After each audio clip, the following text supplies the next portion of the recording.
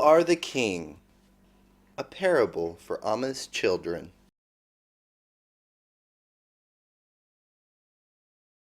Om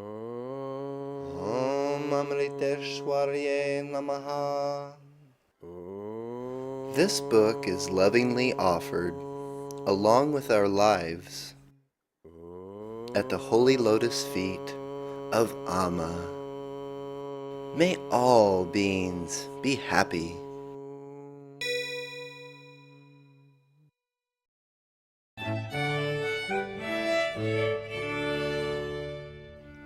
Once upon a time there lived a king, a noble soul the people all adored.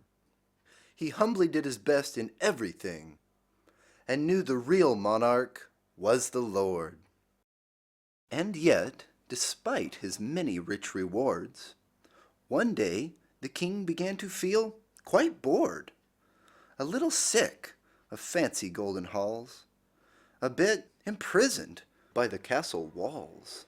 And so he chose to take off his gold crown and hide it with his robes inside a drawer, and spend a day or two out in the town, disguised in gardener's clothes as one of the poor. He thought it would be good to see firsthand the humble life of peasants in his land, to see their suffering and their simple joys, unannounced by all the royal noise. And so he snuck out of the castle gate, his face concealed beneath a tattered shawl, and went a-walking at 8:30, when night's dark curtain had begun to fall. And soon he felt great joy begin to swell, as kingly burdens from his shoulders fell. How sweet to be among the simple folk, and not to have to bear the royal yoke. But when he strolled into a darkened lane, where hunger stalked and people lived in pain, how cruel! He was assaulted from behind. A pair of thieves some silver hoped to find, and whacked him with big clubs upon his head, and stole his purse and ran, thinking him dead. After some hours, lying unconscious, the king awoke in quite a dizzy state. His head felt dreadful, his stomach nauseous. But this was not the worst part of his fate, for try although he did, he couldn't recall the man he'd been before he'd taken his fall.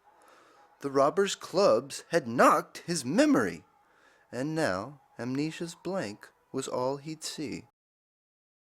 Not finding a kind soul to give him care, he lay in pain beside the thoroughfare, awakened in the early hours of day by hunger and a headache, sad to say.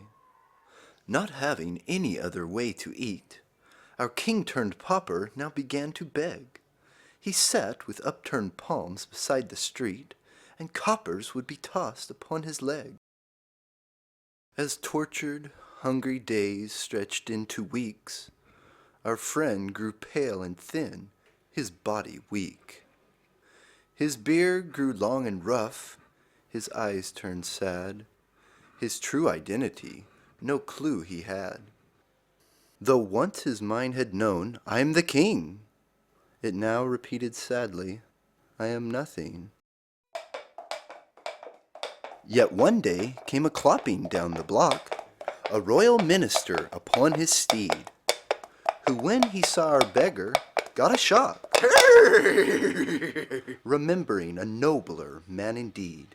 "Your Majesty," he cried, "is it not thee? My God, our king reduced to poverty! We've searched the kingdom high and low for weeks. Ah, who could fail to know those royal cheeks?" And yet our friend responded, "I'm no king. Dear sir, perhaps your eyes have both gone blind. If I'm the king, that horse of yours can sing. I'm just a beggar. Have you lost your mind?" "But your Majesty, I'm certain it's you. I'd recognize your voice from far away." "You are the king. I tell you it is true.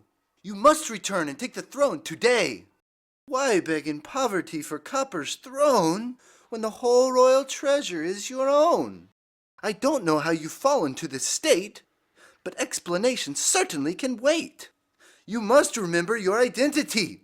You are the king, our highest royalty. The minister then stood beside the king and whispered in his ear a royal word.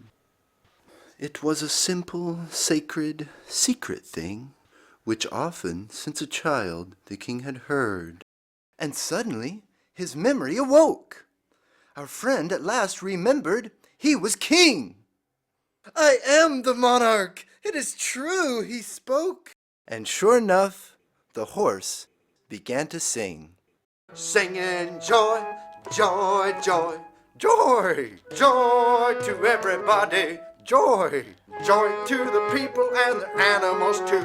And joy to me and you. Hey! So bop, so wada, wada, bee bop, so bop, hey! May all beings be happy! J-Ma! Well, within an hour, the king was on his throne, surrounded by 1,000 joyous friends. The townspeople rejoiced. Their faces shone with love and gratitude for all God's sins. To celebrate his great awakening, the king invited all to royal hall, and to the sound of minstrels' sweet singing, he gave warm hugs and golden coins to one and all. And then a huge, delicious meal was served. The king himself put cake in every hand, and seats of highest honor were reserved for each and every beggar in the land. For the king had seen the truth, he now was sure, a secret known to saints and sages all. Within all beings, be they rich or poor, the real indweller is the Lord of all. Well, friends, let's think a little bit about this tale. The king forgot his true identity and then became a beggar, sad and pale. Consider for a moment, and I think you'll see that begging king's a lot like you and me. We have a great divine identity, but sadly, we've forgotten it completely. In truth, we are the universal spirit, one with God, eternal and divine.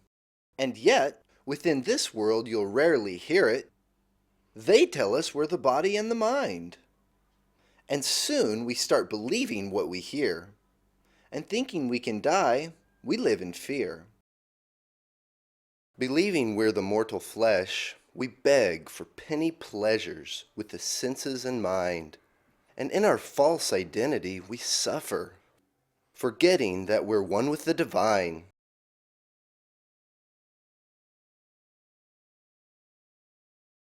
How fortunate we are to have Amma, the universal goddess incarnated. She whispers in our ears the sacred mantras that give us back our kingdom long awaited. She tells us that the truth is we're divine. But now that truth must blossom in our minds. So pray to God and meditate each day, and love and serve all those who come your way. Keep Amma in your heart like a hand in a glove, and daily bathe your mind in her sweet love. Repeat God's name and Amma's bhajans sing, and always do your best in everything. Be truthful and do only what is right, and let compassion be your guiding light. Remember that we're all God in disguise, and see Him within every pair of eyes. Seek Him in yourself like gold within a mine, and know the universe is His design. Read Amma's books, let go of I and mine, and through devotion grow to be divine. Try on your crown. You see? It fits just fine.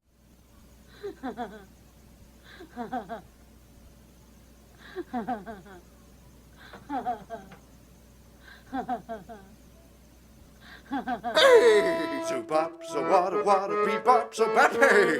May all beings be happy. J-Moss!